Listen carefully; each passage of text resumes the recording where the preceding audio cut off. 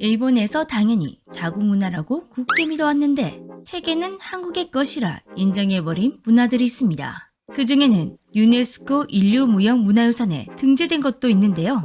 일본이 착각했었던 한국의 문화, 어떤 것들이 있는지 지금 알아보겠습니다. 안녕하세요. 여러분의 좋아요, 구독하기, 알림 설정에 행복해지는 재미주입니다. 첫 번째, 일본이 뺏으려 했지만 실패한 문화.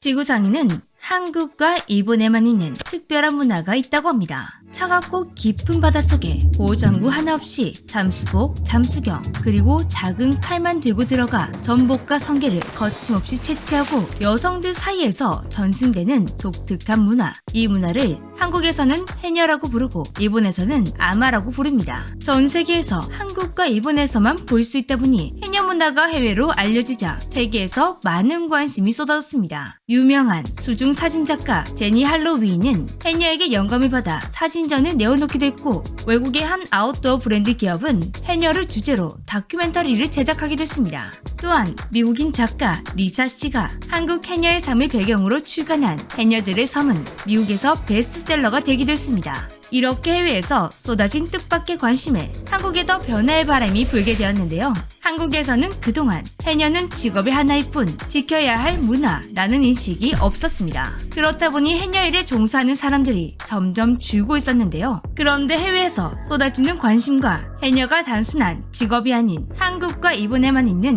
독특한 문화라는 게 한국인들에게도 알려지며 해녀 문화를 보호하고 보존해야 한다는 움직임이 나타나게 되었습니다. 해녀의 본고장 제주도에서는 해녀를 인류무형문화유산으로 등재하기 위해 10여 년간 준비한 후 신청을 하게 되었는데요. 한국이 신청한 제주 해녀 문화는 등재 공고 판정을 받았었습니다. 유네스코 산하평가기구는 등재 신청서가 접수가 되면 유산을 심사하고 등재, 등재 보류, 등재 불가 등으로 구분하게 됐는데요. 등재 권고를 받은 경우 거의 뒤집히는 일 없이 등재가 되었었습니다. 그런데 이 사실이 알려지자 갑자기 해녀가 자신들의 문화라며 일본이 치고 들어왔습니다. 한국과 일본은 서로 유네스코에 등재하기 위해 각종 활동을 벌이게 되었습니다. 특히나 일본은 정부에서 발벗고 나서 자신들의 문화로 올리기 위해 혈안이 되었었는데요. 2013년 프랑스 언론을 통해 아마를 집중 보도하게 됐습니다. 참고로 유네스코 본부는 프랑스 파리에 자리하고 있죠.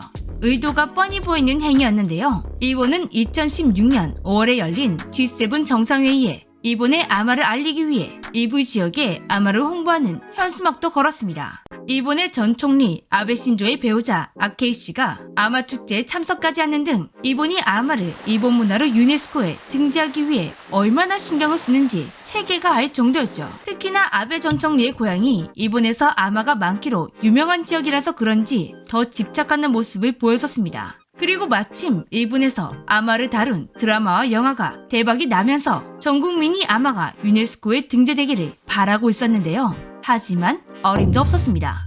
2016년 한국의 해녀가 유네스코 인류무형문화유산 대표 목록으로 무난하게 등재되었습니다. 유네스코에서 일본이 아닌 한국에게 손을 들어준 이유.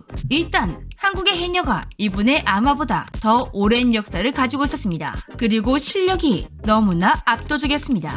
제주 해녀는 19세기 말부터 한국을 넘어 일본, 러시아, 중국 등 해외로 나가 보유지를 하면서 실력을 입증했습니다. 일제감정기 시절 제주 해녀가 월등히 뛰어나다 보니 일본의 아마들이 설 자리가 없을 정도였다고 합니다.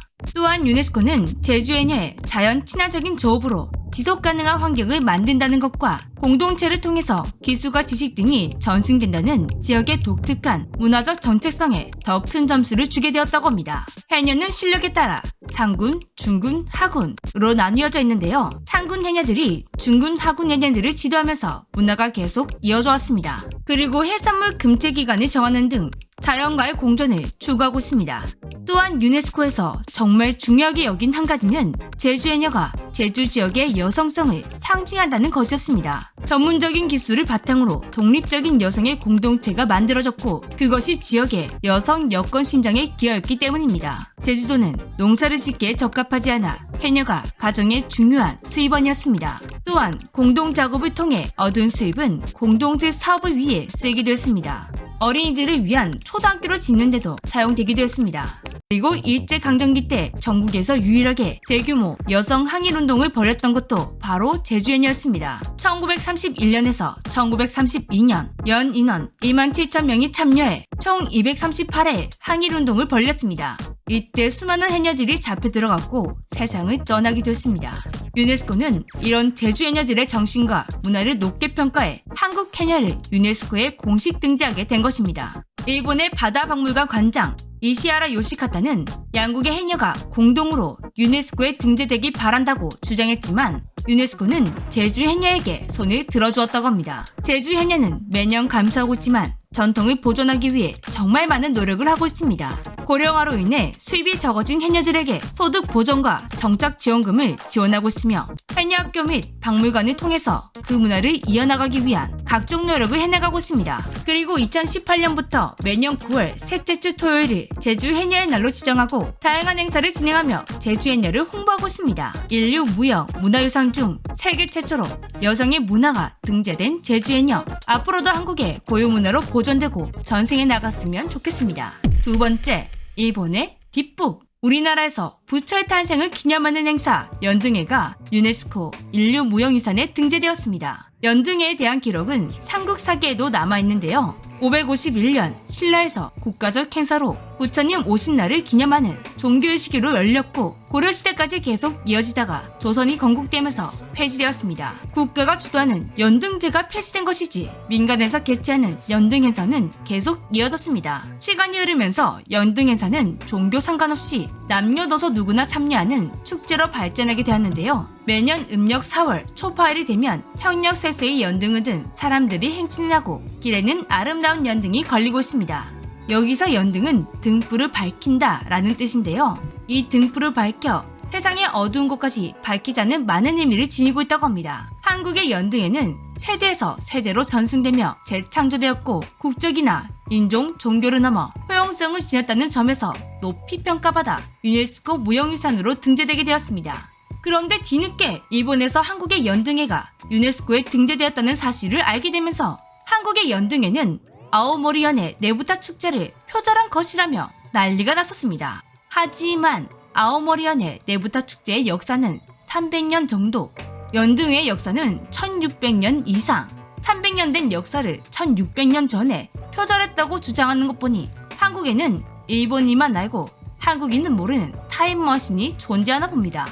이렇게 일본의 굳은 믿음이 파방 깨져버렸는데요. 일본이 탐낼 정도로 정말 귀중한 우리의 문화들, 후대에도 고스란히 전해졌으면 좋겠습니다. 지금까지 세미주였습니다. 안녕.